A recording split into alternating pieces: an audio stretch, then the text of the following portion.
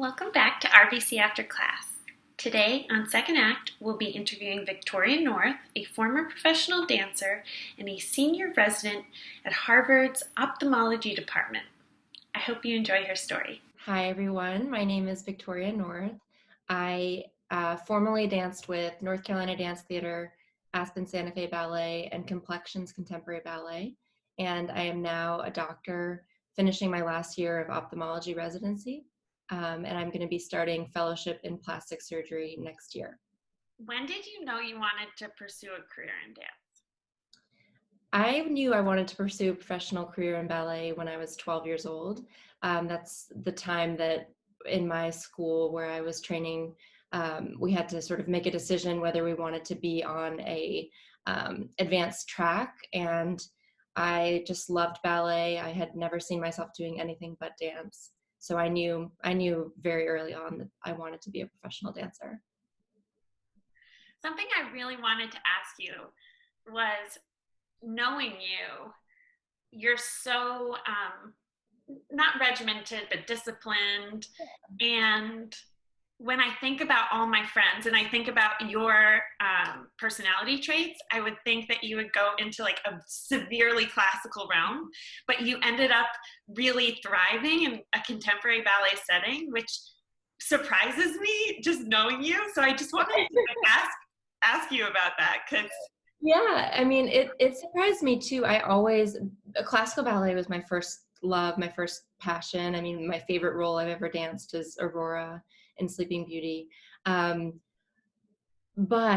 my first job was with North Carolina Dance Theater, who now is called Charlotte Ballet. They do a sort of 1/3 classical, 1/3 neoclassical balancing, and 1/3 contemporary. And I really found that I loved it. It was, I think my strengths as a dancer were well suited to contemporary ballet. And I hadn't known that growing up, but it's a good example of how your career can take you in so many different directions, even within ballet. what advice do you have for young dancers, and is there anything you wish you had done differently? The advice that I have for young dancers is to pursue your passion, be true to yourself. I mean, I think I had one parent, my father, who was not so on board with the idea of me being a professional dancer. He wanted me to go straight to college and have sort of a really secure career. And my mother was a dancer herself, so she was more supportive. So I think it's important that you listen to yourself and figure out exactly what drives you, what gives you passion, and really pursue that. At the same time, I wish when I was younger that I had known that I could have another career besides dance. I felt like I was committing myself to one path only. And now that I've come full circle, went to college, and have this entirely new career that I'm also passionate about, that I'm equally excited about every day. I wish I had known that you could have multiple things that that drive you and that you pursue. How did you know you wanted to become a doctor? So, like I said, I didn't even know that I could be a doctor. I thought by being a dancer, that was my identity, that was my career, and that would be sort of it. At the same time, I always loved science. When I think back to it, I was a huge dork when I was a little kid. I loved reading books about how the body works, how animals work. I collected rocks and leaves and really loved science from a young age. And so when I finally started taking college classes, I found that I was drawn to the science classes. I wanted to understand how things work. And I think having been a dancer, I was especially interested in learning how the body works, this amazing instrument that I used every day of my life. I wanted to understand how it worked. So I figured it out sort of piece by piece. It wasn't something that I knew when I was growing up. Nobody in my family is a doctor. I just slowly realized that the things I was most interested in outside of dance were well suited to medicine. We know a lot of dancers turned doctors. Yeah, Really cool.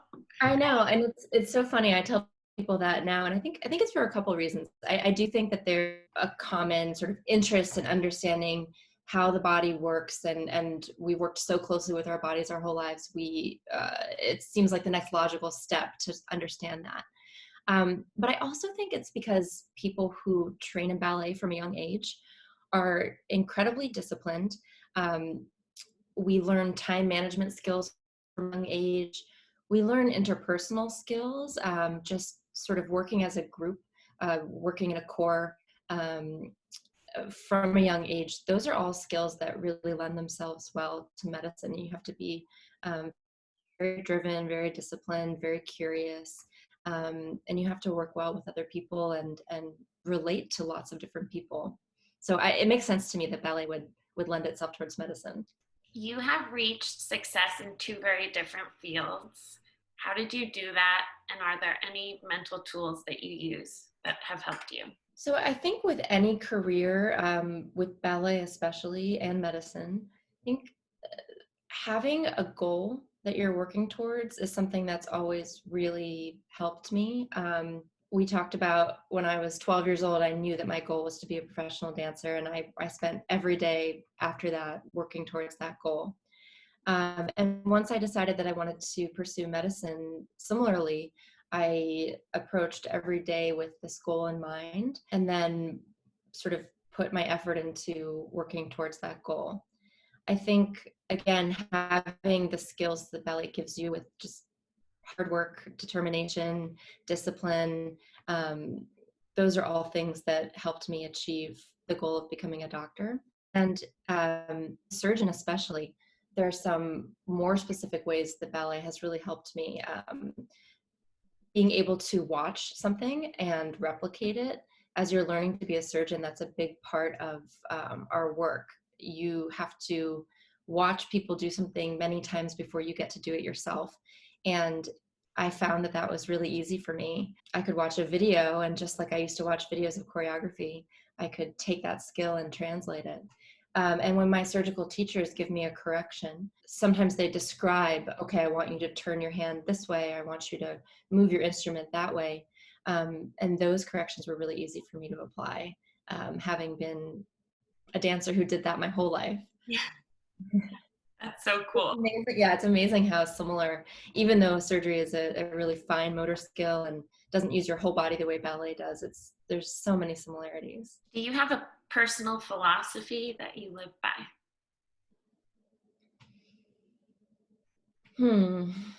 I don't know. What's your personal philosophy? Nurture excellence. Oh, I like that. Oh, that's so you.